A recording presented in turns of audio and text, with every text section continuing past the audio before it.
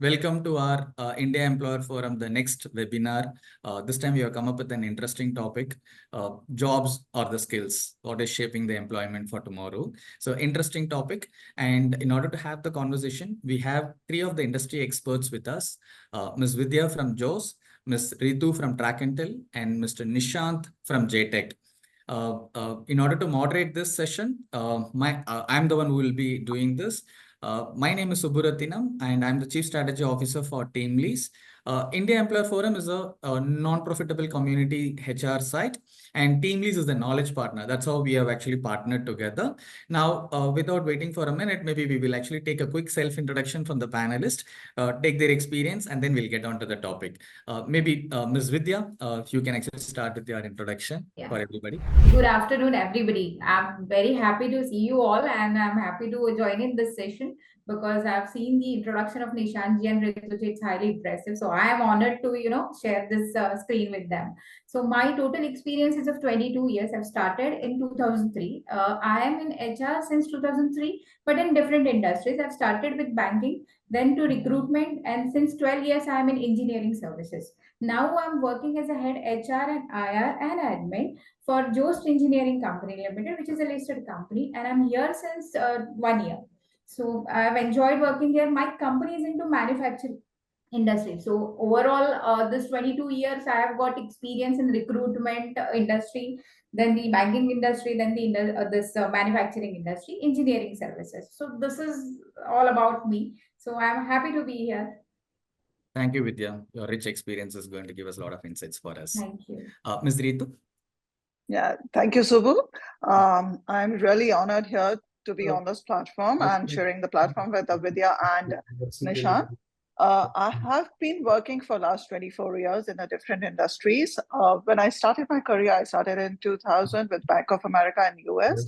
I was in financial sector, but majorly handling client side. So I'm quite, well aware about how the people work, their skills, and I have been always very interested. So, but I joined Trak in 2013, and since then I've been very integral part of the HR development, the growth of the company when it came to the HR and the administrative part of the company. So yeah, that's my introduction here.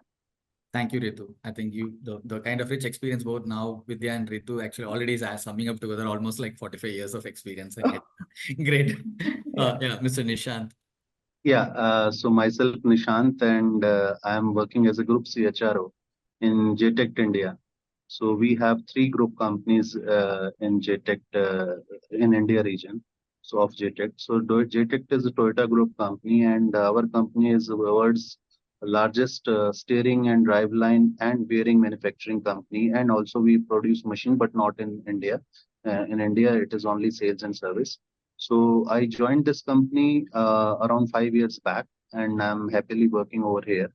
So if I talk about my total experience, so I have total around 22 plus years of experience, and that too majorly into the manufacturing sector only. So I work with companies, Fortune 500 companies, mainly in, I work with Samsung, I work with Forvia, and some other companies also I work in the company. Now, so I'm sharing the screen with Ritu and Vidya. So and of course with you, Subbu. So I am here to learn from all of you, and maybe I will share something which is as per best of my knowledge. So thank you very much for this invitation, and let's start knowledgeful session. Yeah. Thank you, Nishant. Great knowing all three of you. In fact, to sum it up, the total of almost 70 years of HR experience. I'm sure it is going to be an in-depth talent acquisition, or whether it is actually a skill development, learning and development, industry relations, compliance, anything from that perspective. We are honored to have all of you together for our session today. While as we step in, I just want to give some kind of a context to that.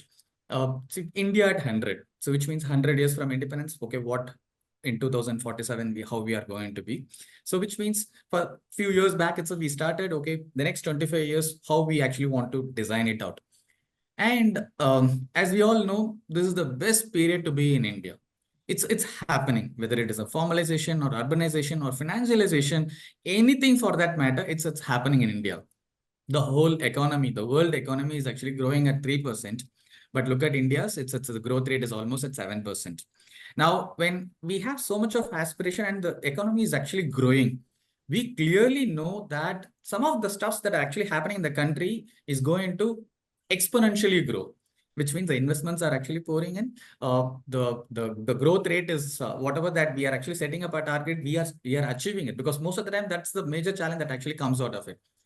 So let's actually come down. If economy is growing, obviously the industry that we represent also is actually growing. Fortunately, we are all part of the similar kind of industry that we are representing. Third, when the industry is growing, our organization within the industry also grows. Now comes an important factor.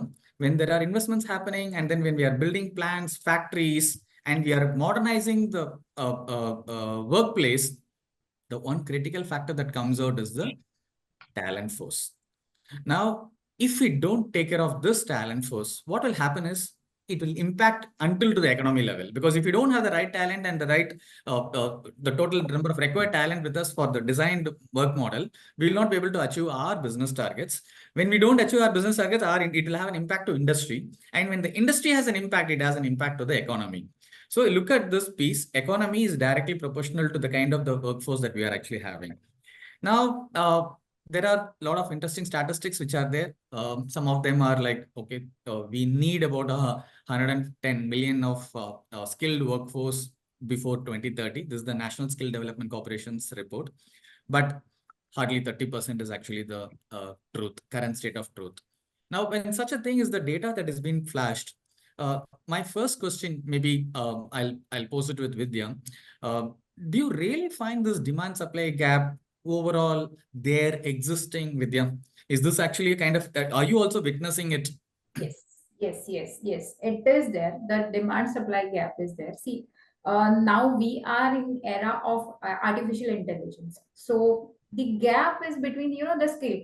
If you're learning something and you're working, there is a difference. And if you are learning with the digitalization, with the AI and like the upgraded platforms, then that will give you that will save your time, that will give you your productivity, your output in a lesser time with the highest productivity. So all this gap is there.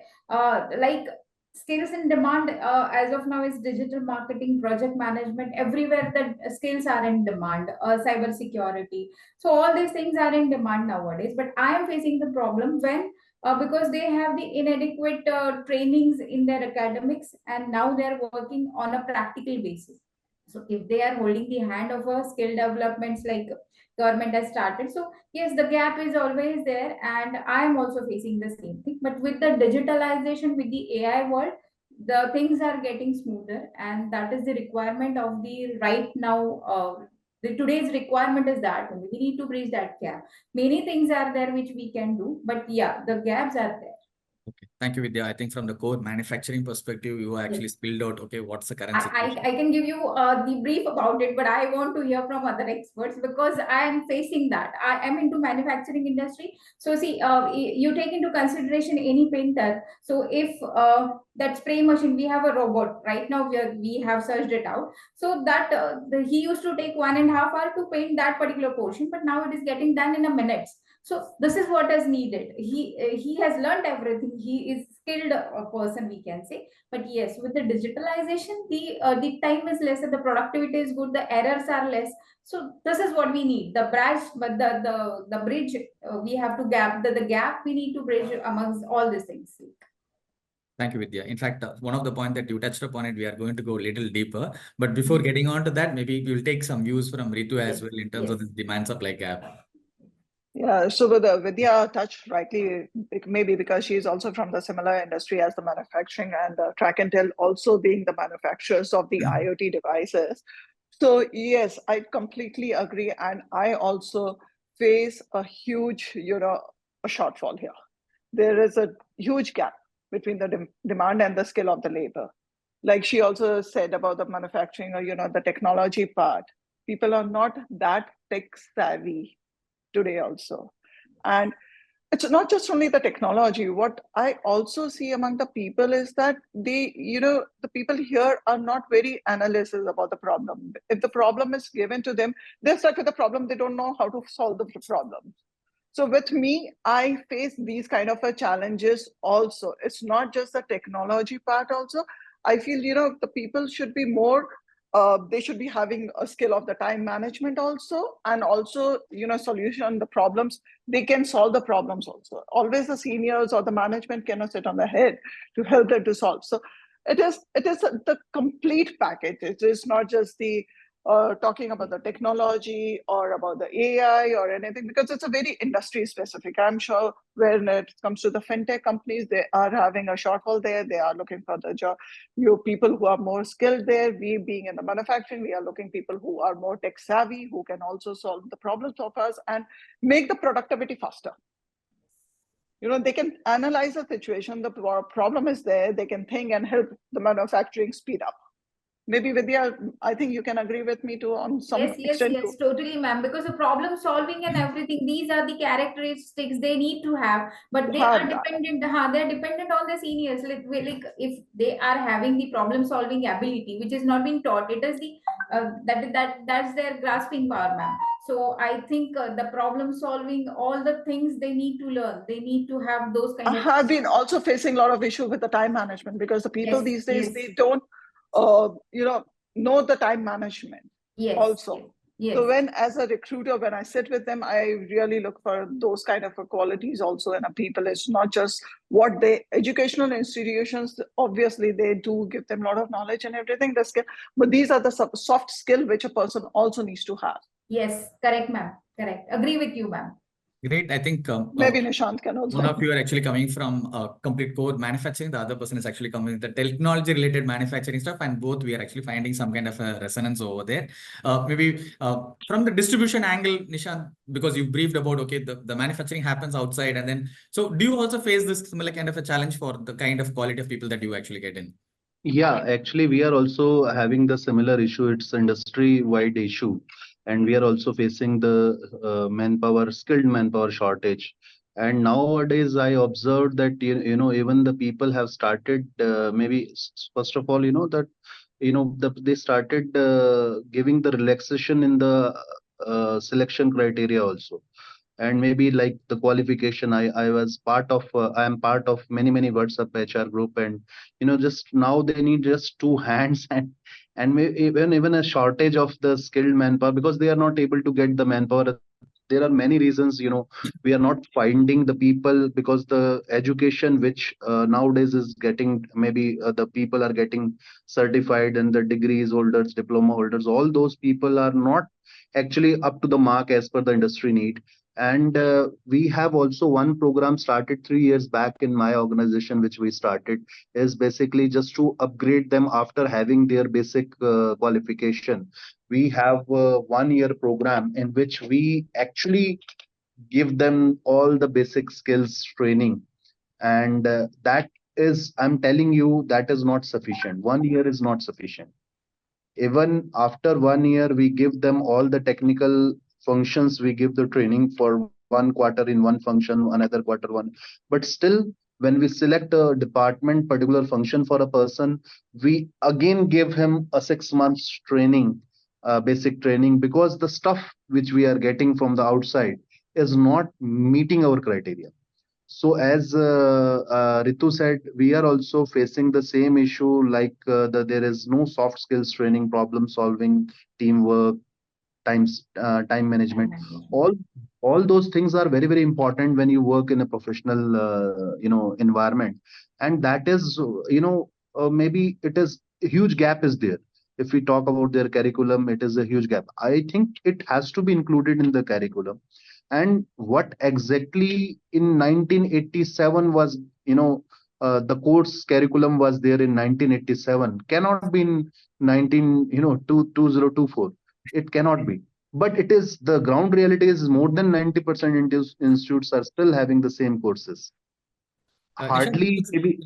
Yeah, please continue. Yeah. Yeah. You can say something if you want. Yeah.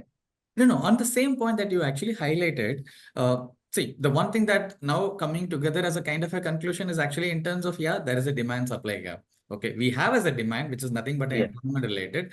But then now we are actually shifting gears from employment related to the factor, which is actually the supply factor, which is the employability.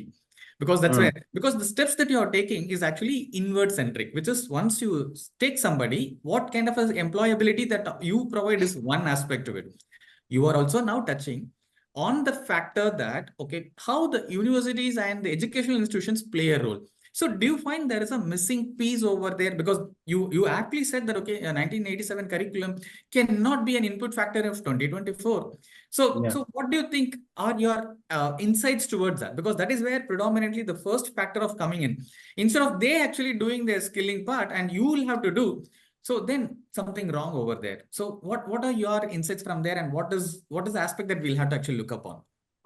So actually, maybe I'm just sharing my experience. What exactly I'm doing to fulfill that gap is basically we are now looking for some institutes where we can have a tie-up, and we can during their curriculum itself we can give them what some support to the new students, so that they can make the institutes can make them employable, and maybe as per the skill need of the current skill requirement of the industry. So we are working with some of the institutes. We have just started so working on that. So we are working on that, and maybe that will give us, I think I'm quite hopeful that it will be a fruitful, maybe results will come, not only for our industry, but it is a kind of a CSR which we are doing. And even the government, if you see the budget which is announced by the government, it is a huge budget amount is there, by the government, which they announced that they want to improve the skills of the youth to make them employable. But if I talk about again what exactly the fund will do, so I think that is still not very, very clear. Just maybe kind of internship, or maybe it's just promoting internship or something. They are still working on it, Right. because the CII, from the CII also we got one invitation, and one of my team member has joined that discussion, and they are taking, just now they are just in the process of taking some inputs from the industry. So it is not a maybe easy thing from the government point of view, but yes, government initiative is quite good. They have, if they encourage industries, leaders or industries to promote the skills of the youth, definitely industry will also look, because it's a win-win situation. So from the country perspective also, and from the industry perspective also. And we will have to, if I talk about the our company, that maybe there is a huge expansions plans are there, like automotive sector is growing, so we are also growing with the sector. So we will be having the huge manpower shortage, skilled manpower shortage in future. So currently, if we do not work on those things right now, so we'll be having the, maybe as you said in the beginning, that in India is fastest growing economy at this moment. It can be only continued when we'll be having the skilled workforce available. Otherwise, I don't think we can grow. So it's a very important factor to work, not only by one industry, it has to be worked. And as I told you, our program is designed like that. It is not mandatory after 1 year of that training program that you continue with the JTEKT. You can go anywhere. Right. So that is how maybe it's some maybe sponsored. Initially it was financially some sponsored by Japan government. So that is we are working on it. Even after that, sponsorship will not be there from the government from this year onwards. We will still continue that program. Thank you, Nishant. I think one of the points that you highlighted is definitely there is a role which the institutions or the universities to play to supply the right form of people who are required for the industries. Now, Yeah. my question is to Ritu. Now, Ritu, you have a technology platform. Okay, it's not a Sure. missionary, it's like a normal missionary that somebody produces. This is something which is related to your newer technologies, the IoT, maybe all the newer Sure. IoT. Within IoT, you have your narrowband IoT, and then there are multiple things which are and then within that sub technologies today, for example, somebody who is actually proficient in telecom will understand the 5G impact of this particular IoT, what is the capability of this device, and then how it can be deployed. Now, how do you find this particular skill gap, which is actually a kind of a challenge for you, or maybe is it actually a positive for you when people are entering into the system within Track and Tail? So how do you actually find this particular piece? So, like you said, when they are looking for a job, right? That's what you're trying to say. Correct. So when they're coming, and you rightly said, we are talking about the Internet of Things, which is a fairly new term, though now the people are talking about the connected cars all over, everywhere people are talking about Internet of Things. So it is not a very new term anymore for the people, and it sounds very fancy, when people are talking about the AI, IoTs and VRs. It's a very fancy term.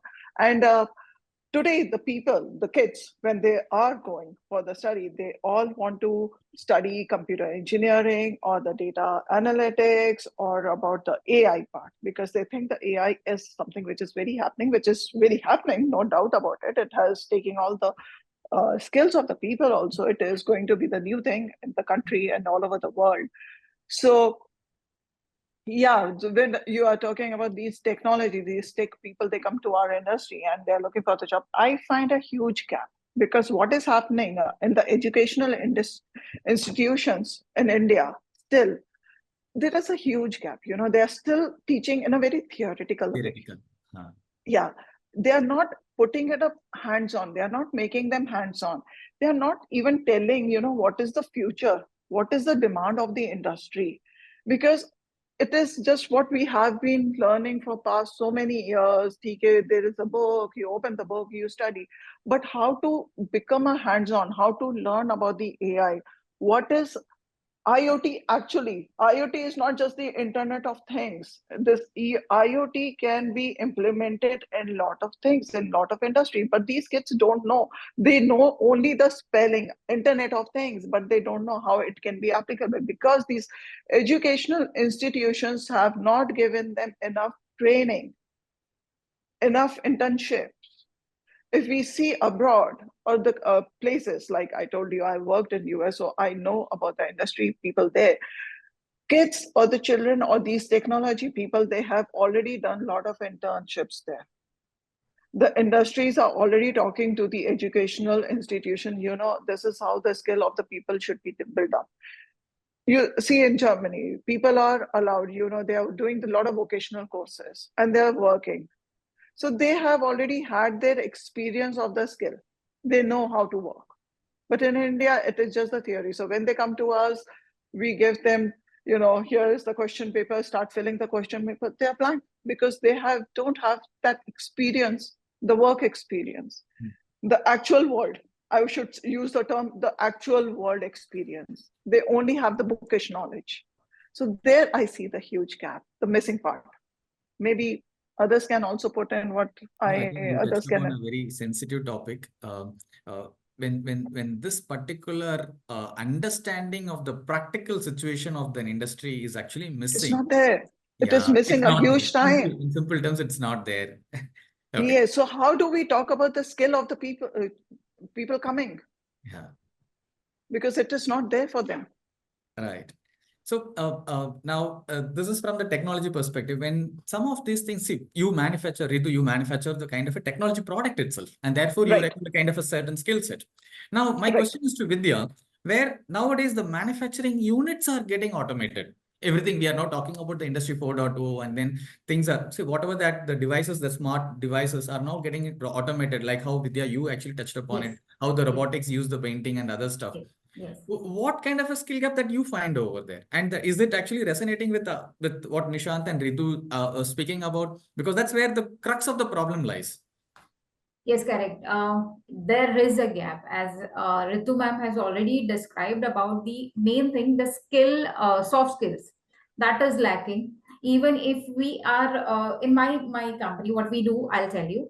See, here we are the manufacturer of the material handling equipments, like forklifts and these kind of products. Okay, so here you need the operators, the assembly fitters. So they have done their ITI, but they have not taken any sort of practical training. So what we do here, we give them the training and then they learn. But when we introduce something new, like we introduce them to go to the for the online courses also, we encourage them to undergo, because that will give them the new insight to work how efficiently, as ma'am said, the time management. So when they'll come in, they'll only think, yeah, I need to complete the 8.5 hour 8 hours actually, and then I'll move on. They will not think about the productivity from these 8 hours, what they need to produce, what is their expected productivity. They do not have that much thinking level, or that intelligence they do not have. So we have to encourage them. We have to encourage them for the smaller things also. We have to encourage, we have to give them the rewards and everything.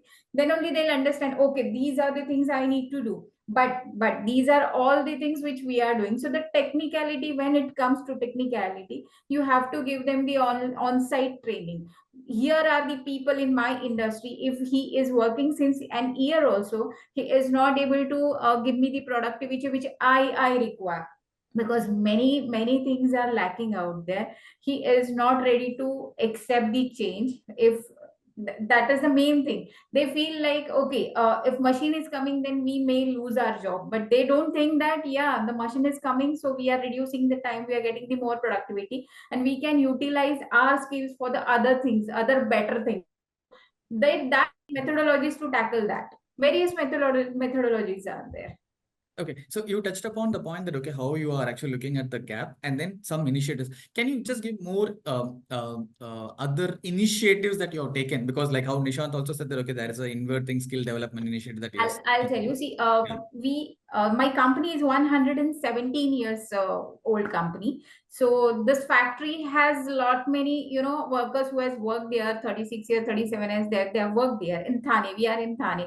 Thane is easily approachable location. It's a prime location actually. So you have got everything out here. The employment ratio and everything is on the higher side. But we have set up a new plant, which is at Murbad. So Murbad is not like it is the very remote location, and the tribal unity is there. So we have what we have done, we have started a plant with a motive, with a skill development center. We are setting up our own skill development center there, and who are the local people out there, who are the people, needy people, we are going to give them the technical training, so that they are aware of what exactly they need to do. And like see, they are needy and we are giving them the technical training, so the gap is almost like bridged up out here. So this is the initiative which we have taken. It works very well. That's what I want to tell you, because people who are having many of the opportunities, they'll not pay attention to one of the opportunity, but they have only one opportunity, and the employer who is giving them the training and the employment both, yeah, they would prefer to go there. So this is what we have started. We take the trainings, many type of trainings. As I said, for the small things also, we gather. We don't have to give anything extra to them, yeah, but we encourage them to do such things. If suppose somebody has completed the assembly of 3 trucks in a day, so that is the achievement from here for him. So that is actually good for us also. So we congratulate that person in front of everybody, just a bouquet or something. So he feels like, yeah, I've done something. So that is the motivation others are getting. So these 2-3 things we have started. The Murbad plant, which I've talked about, has worked very well. We are getting a good responses out there. So these are the initiatives we have taken. Great, Vidya. I think you are also resonating with what Nishant highlighted. Yes, Maybe Nishant, this question is to Nishant or Ritu. Maybe you can actually share yours. Is there anything else? Is there any other new initiative that you have actually identified for the skill gap bridging part? Anything else that is actually top of the mind that you can actually share about, or something that you actually learned and then you're trying to execute? It can be of anything. Yeah. So, So yeah, sorry. Yeah, you can continue, Ritu. Yeah, please. yeah, we'll just like in our company, Vidya rightly said, like there is a hardcore manufacturing, so they have built a plant separately where they are training people. And Nishant also said that for a year in their company, in their unit, they give the training to the people to build their skill. So for our company, like we being more a technology company, what we have done is that, now and then a lot of short-term courses, online courses. We all have seen, during the COVID times, these webinars, these short-time courses, online courses have been a blessing for all of us. We all have probably upgraded our skills also.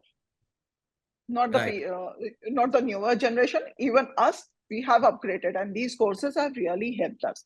So what we have also done in the company, we encourage people now and then to take up these short-term courses. Our unit, we have 250 employees here, all skilled, unskilled, all kind of people are there. So now and then we have a requirement to, how we can promote them to our next level. That would mean to upgrade their skill. Not only that, it is always, the technology is changing very fast. I would say the technology is changing so fast, you have to be updated. And when I'm talking about you have to be updated and to keep up with what is going in the world, because in India, everything does not come. We get to know about a lot of things later. And these children or the new people, new generation, when they are looking for a job, they don't know what is happening. So it is always good to connect them with the newer technology. And how we can do it is like through the webinar, on online short courses, so that they can, when being in the job also, they can upgrade their skills. It is not necessary you need to send them for 6 months course period or set up a different set completely. But here itself, we encourage them. Maybe we just, fund them for their short-term courses, which can be a very expensive at time for them to fund. Or it's just like help them to understand. They don't know what kind of a skill they need to upgrade or what is required. But when they're properly mentored by some senior, told them, why don't you learn some sort of a language which can not only help for our work, but also for your future. That's what we do in our organization. Maybe, sorry, Nishant, I took over. No, great. No, I'm completely aligned with what Ritu said. And, we are also having the online courses available for our employees. And we are also having some maybe courses from Udemy, LinkedIn Learning also. And the most important thing is basically we have the numbers available. Whether the numbers are skilled enough based on the technological changes. There is a time when we were having job of an accountant, right? Now everything, maybe five accountants, what they were doing. Is it the same accountants are still there in the industry, right? But what exactly they are doing, whether they are, skilled enough, whether they have upgraded their skills or not, based on the current technological changes, if it is very important to not only to train the people who have just in their education, or but it is also very, very important to train our experienced employees. So it is very much required to cope up with the competition nowadays. The competition is also there. Of course, the economy is growing. If I talk about my sector, the sector is growing, but the competition is also growing. So if we need to compete with the competitors, then our employees should be able to, deliver as per the today's need of the customer and need of the organization. So it is very important to sharpen their skills and upgrade themselves. And we are also having that, the culture should be there, that learning should never end. So we should not treat ourselves that, okay, I know everything. No, it is not the right attitude. And we also promote, encourage people like Ritu and Vidya are doing. Great, Nishant. I think all three of you actually kind of given varied insights in terms of, okay, what kind of skill development initiatives that we can actually bridge for the skill gap of the employees. Now, Nishant, you touched upon an important point, which actually makes me to get into the next question. You said that, okay, competition is also growing and competition also requires a similar kind of a skill set. Now, when we invest people that, okay, fine, this is the kind of a skill that, okay, you need to develop, and you will have to undergo this kind of a courses, programs for you to upskill. Whether are they aware that, okay, their skill is getting upskilled so that they are actually attached to the organization to stay there, because these are the people who are the low-hanging fruits for the competition. So now this question is related to the skill gap and the kind of attrition control or the retention. What are your thoughts on that, Nishant? So actually, we encouraged our employee that if you want to grow in the organization, then you need to update yourself. You need to be more competent, right? So as Ritu said, that the best way is what the manager has to explain, which Ritu has said. We are also doing the same from HR point of view. We are saying that the person should be having that much of competencies, can also grow. We have career path available for all our people, for all categories of people. We have the career path in place, but the subject to how much they are competent, and we have online courses also, because every time it is not feasible to have it on classroom trainings and on the job projects, or maybe it is quite difficult for each and every person, but it is very feasible. And maybe if I talk about the online training programs, they the module is there. You can go through as per your convenience on your mobile at any point of time on Saturday, Sunday. You can go through that, and you can get this certified yourself with the you know uh, that one more skill you have added. And then if I talk about the training program also, if there will be virtual reality, like if I talk about the shop floor programs, some virtual trainings can also be organized for the people if we are not able to give them a practical exposure due to some of the constraints, time, resources, and some other things. But nowadays we are also thinking, what kind of what we can utilize the technology of virtual reality into our training programs. If I talk about, we are thinking on that direction. We have not yet finalized anything, because physical is, of course, it is better than the virtual reality, but still we are thinking about it, how to take advantage of the virtual reality. So I hope I'm able to answer what exactly you are. In fact, you are actually trying to leverage the technology angle to it to actually to retain. Maybe Yeah. I'll pick up one thoughts from Ritu and Vidya, so that, because I actually want to move to the technology related question. Sure. Yeah, Ritu. So yeah, Shubhu, I really loved what you said.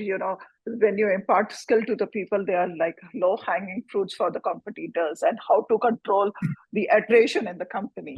So yeah, to answer that, it's very, very interesting. I love That this. it's a ocean. Yeah, it's emotion. It's a lot of emotion. Yeah, so Yeah. definitely, because you have imparted, you have given them a full, helped them a lot, mentored them with a skill development. So how to control the attrition? Yeah, a very good thing. And yes, the competition is seeing that this person is much better and working good. In that case, I would say to give them a lot of trust, faith, and a better, it's not just one way, it has to be both the sides. It's not just imparting the skill to a person, but also empowering him, and also giving the trust and faith. Yes, we have empowered the skill of yours, not just for our benefit, but also to increase your knowledge so that it can be used even if you're not working with us. No, The great trust point. and the trust and faith that we have to show in our employees also. Unless we show that trust and faith in the employee, I don't think the attrition can be controlled. I have seen that. So when you're talking about the low-hanging fruit for the competition, when their skill has been enhanced with the technology or whatever the training that we have given them, I would say that how we have mentored them, how we have worked with them, it really works to control the attrition there. I hope I'm answering your question, what you No, you wanted are to know. bang on. This is a bullseye answer, because most of the time organizations always say that, okay, fine, I am actually doing a skill development for my employee, but what they will not actually assess the situation is why they are leaving. So Well, I think you actually highlighted it. If I'm actually training a person, upskilling the person, why not we empower them so that they feel that, okay, they are actually upskilled and then they are empowered, and that gives the attachment in a reverse basis, in It a is very reciprocal. important to empower them. Yes, it is very, very important to empower them. No, It is not important. all. It is not always the one-sided. We should not be always asking from the employees, what's your skill and everything. It's very important. Only then we can control the attrition. Yeah. And control them going to the competition also. Yeah. Yeah, correct. Because we are actually operating in a kind of a niche environment. Not that, okay, fine, I'm actually doing a kind of a e-commerce delivery that, okay, anywhere, this person can join. No. So that's very important. Maybe, Vidya, would you like to add anything onto this? Yes, I wanted to, but see, my thoughts are somewhat, on the practical basis, which I have done.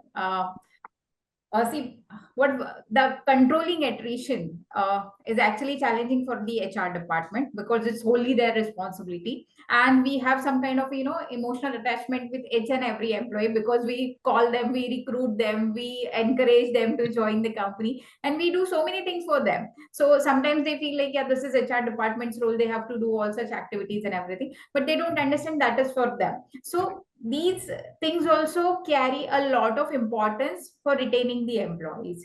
I'll just give you a practical example which we have done. As I said, I have joined in an year back. So since then, I have made 13 events, like 13 celebrations we have done, different type of celebrations. Just I want to highlight here so that I think it is like relevant to the topic which we are talking about right now. See, my chairman of Josts Engineering Company, Mr. Jaiprakash Agrawal, he's a person who is highly knowledgeable, highly. He's 63 and he's passionate, no one can beat. He starts his day by 8 o'clock and he works till 11:30. And we take the encouragement from him. He's our motivation. Okay. So his birthday was there, 65th birthday we have celebrated. That was a surprise for him. And his aura is like that. Boss jab aate hain to sab mahol change hota. So that is the aura he has. When he is there, when he's on his way, then everybody is on their toes. Yeah, what sir will ask, okay, everything is updated or not. So that is the aura he carries, and he is here since 8 years.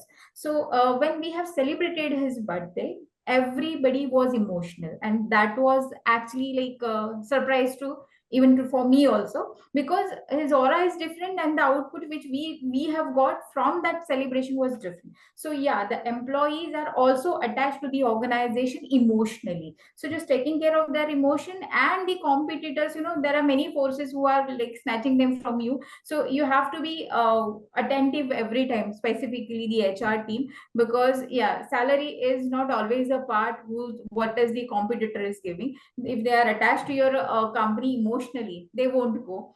You have to take care of employee as well as their families also, so the emotional bonding is stronger in that case. So all such things we have done. So I have some different perspective for this particular thing, but it's a challenging thing to retain the talent in your organization. It's not only the salary part, it has so many other factors also, which is taking your employees away from you. So this is the challenging part, but it is interesting part also to keep them intact with us. So this is what we have done. So this is my view. Actually, I'm sorry, it is something different, but yes, this is what we have done. It has worked well. No, in some of these forums, we get to know the actual secrets. See, I'll tell you, I'll be very frank, because the empowerment that Ritu spoke about, and the emotional attachment that Vidya spoke about, and the discussion that has actually happened towards, okay, how the technology and the skill development initiatives that are being shared by Nishant, it's coming out to be like a perfect blended platform. See, this is, now I can actually understand. I'm also dealing with multiple industries, right? So in an industry where I'm actually facing an average of 7 to 10% of attrition month. So which means if I'm actually recruiting 1,000 people in the first year on first month, after 12 months, the entire 1,000 people are new. So that's the kind of industries also we have seen. Yes. And manufacturing is one industry where we actually see that, okay, the attrition is the lowest. Now there are secrets are coming out, but thanks for sharing this. These are all really interesting, because when the skill gap is identified, you fit with a kind of a learning programs for them, groom them, and not only do that, you also actually empower them so that they feel that, okay, they are actually involved in every kind of a decision making or the process. And when you make them emotionally attached, they are staying together with you for a long term. I think we are actually joining the dots in a complete full-fledged manner. Okay. Now, with while we do all these things, maybe this question is to Nishant. Some of the platforms that we actually use. See, today a lot of such things are actually manual. Uh, uh, how technology can actually be used. So today we have a lot of L&D platform. You said skill initiatives, etc. And then when a trainer has to actually do it repetitively, it becomes like a monotonous work and then keep doing it forever, ever. Now, is there a way that we can actually do? There are a lot of things which are getting digitally transformed, maybe L&D platforms, etc. That how technology can be used as a platform to bridge the skill gap. Maybe your thoughts, Nishant. So, of course, the technology is very important to adopt. If we do not adopt the technology, if we do not, work with the time, then definitely we'll be far behind with the, if I talk about the competition.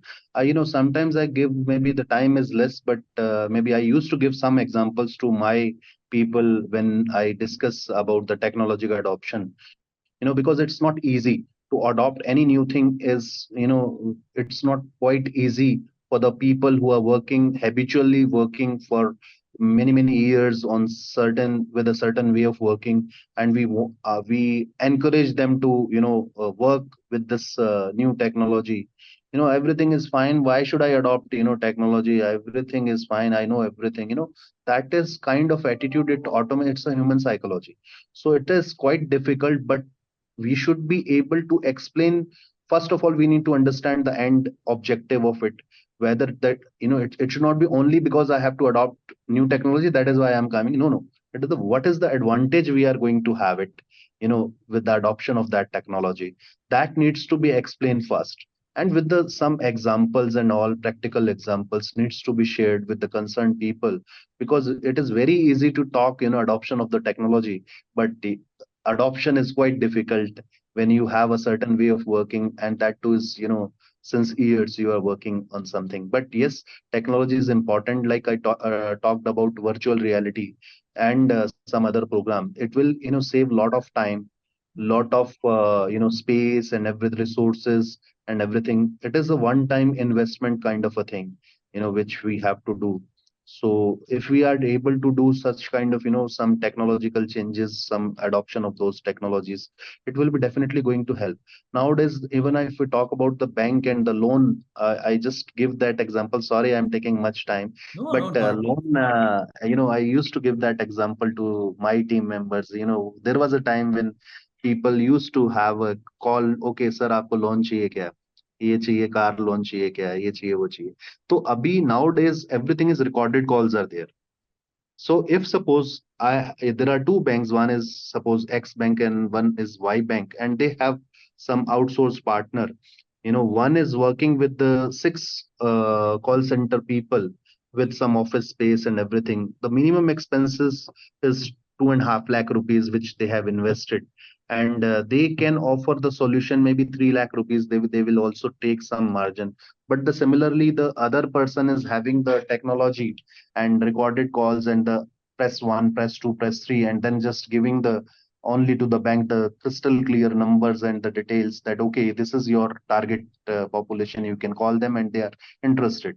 And this is the role, I think, the part which bank people are doing. So it is maybe it's a one time investment in the technology, and they are having, suppose if I offer, maybe if I am having that technology, I offer to the bank 1 lakh rupee only, and another is maybe 2.5 lakh rupees is the in-house cost, or I can say that fixed cost, how without profit. So they will be out from the competition. So that example I used to give maybe sometime, or maybe there are some more relevant examples I can share it with you from the practical life. But it is very important. So adoption, if I in the nutshell, I will say the technology we cannot ignore. Right. Otherwise, it will be very difficult if we continuously ignoring artificial intelligence and some other maybe the technologies which is there. I think we will be out from the our maybe professional market, or maybe it is difficult for a company also, for the individuals also. There is no other option but to adopt. At least learn and adopt whatever is the best. I think there is no other option. Option is not there. That option is not there, in my opinion. No, thank you, Nishant. I think your examples were very relevant. It not Yeah. only actually bridges the gap of what we actually want to intend to do, but also actually helps savings on the cost part. Brilliant. Absolutely. Yeah. Before I ask the last question, maybe I'll take some insights on the technology part from Vidya and Ritu for a minute each. Yeah, yeah. Maybe Ritu.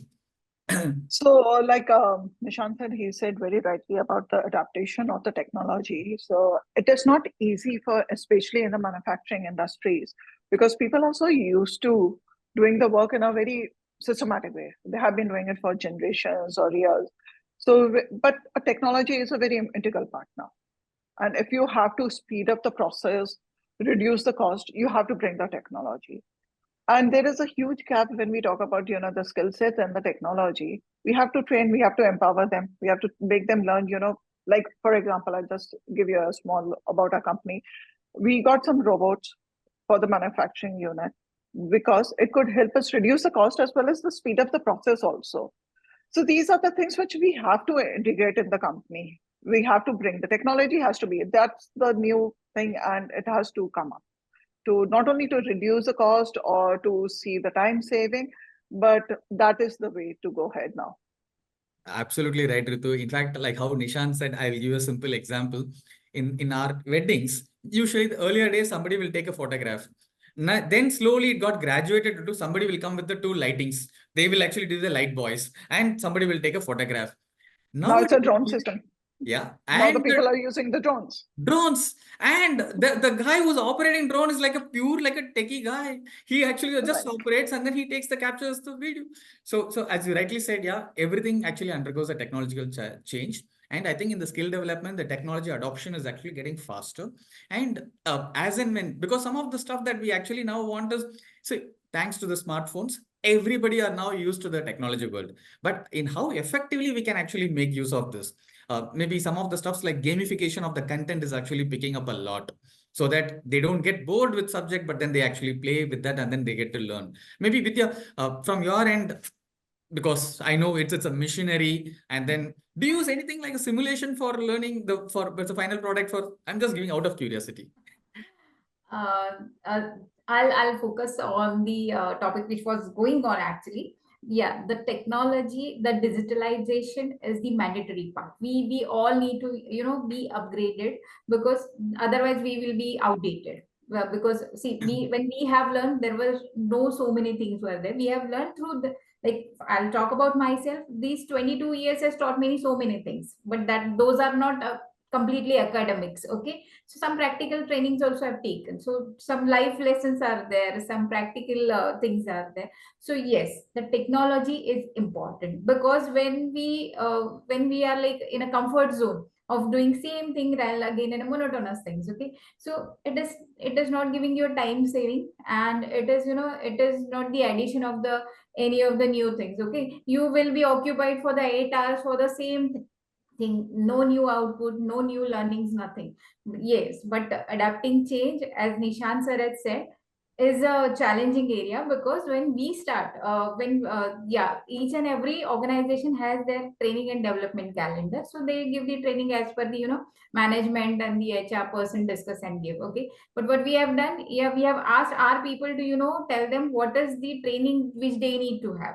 So I'm happy to share that everyone has given the feedbacks, like they want to be digitalized, they want AI training, they want advanced Excel training. So digitalization, the AI and everything, it is very much important, and we all have to hold hand of that, because otherwise we will be outdated. So this is what we have started. And in manufacturing industry, each and every department, not only manufacturing, any of the department you consider, any of the position you consider, if you are not techno savvy, you are not upgraded, you'll be outdated. So yes, everything, everywhere, it is important, and it is working well. It is for our betterment, it is for industry's betterment, it is for your company's betterment. So it is important. Yeah. No, I think the Sorry, more I've people taken get much time, sorry. No, no, not at all. In fact, the more people get involved with such technological adoptions, it gives also a pull factor for people to actually come and actually learn and upskill them. Yes. Yeah. One of the automobile manufacturer, for their dealer network, they have implemented a virtual reality. oh, this is the new SUV that I'm going to launch. See, I don't have a car right now, but visualize this. They just put into VR and you feel like as if you are actually sitting in a cockpit and you are experiencing it. So obviously, this is actually at the customer experience level what they have come in. Now, same thing on the employee experience and to learn, okay, fine, what actually is the adoption. These are some of the new things that are actually coming in. And I'm great to see some of these things are already in place with the environment. Okay, great. I think we had a wonderful discussion onto this. Just one last question. Now, if we know that, okay, the industries and the universities has to work hand in hand for us to give the, meet the demand supply gap. Now, is there any policy recommendation that we actually want to give or anything else that, okay, we want the universities or institutions to pick up? What would be that one or two thing that coming to your mind? Maybe your insights will help us because some of these things will be the real actual agenda of this particular one, which I can actually pick it up in a larger scale. Maybe Ritu. So What yeah, was the question? yeah, I'm saying that, okay, currently we have seen that, okay, the demand supply gap is there and there are a lot of role which a university has to play. In fact, that was the first discussion what we were actually looking at it. Now, Right. from a policy perspective, is there anything that we can actually give as a recommendation how things can be looked upon for the future for enabling the industries or the workforce that are going to come in to be better, more better? So any kind of recommendations today? Yeah, the budget actually talks about a lot of skilling program, but yeah, we should actually wait and watch what kind of reality it is actually turning out to be. So any recommendations from your end, what you can actually share that, okay, what is the need of the hour and how we have to look at for the future? Right. Very well asked. Like we all know, the government is trying a lot, and a lot of things have been also approved, proposed in the budget and approved also. But what is very close to my heart is something, to do something for the startups, Okay. right? And the small scale industry. When the person we do a startup, what we are looking for a funding. It should be easy for a person to get the funding for their startups. No, Or and importantly, this point is very important because see, as a large organization, we can afford to do a lot of skill initiatives within in-house, but for them, they can't actually afford to do it. they Yeah, can't. brilliant. Right.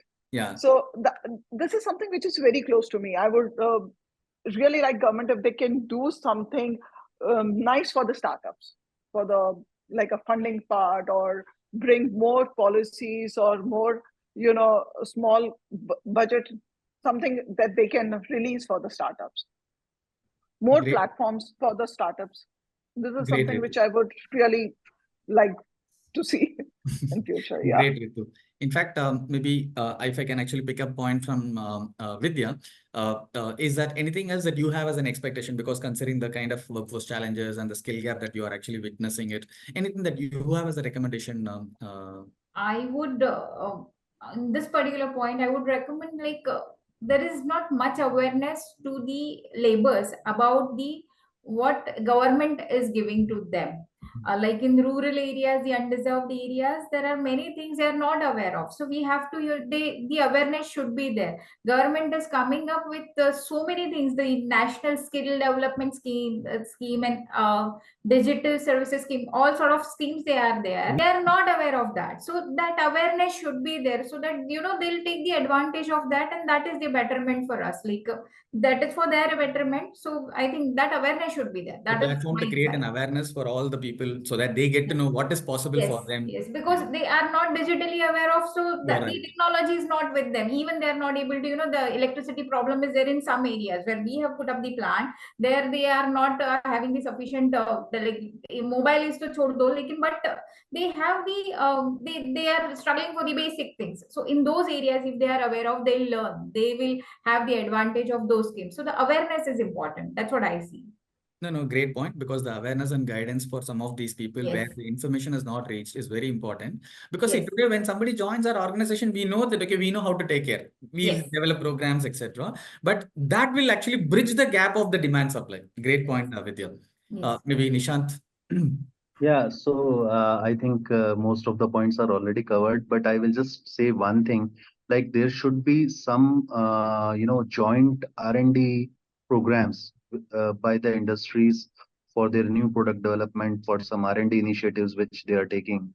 They can involve, industries the institutes. So the students along with the industry professionals, if they start working on the current R&D initiatives, which is need of the industry, they will learn so much, and I think it will fulfill the gap of the skill requirement.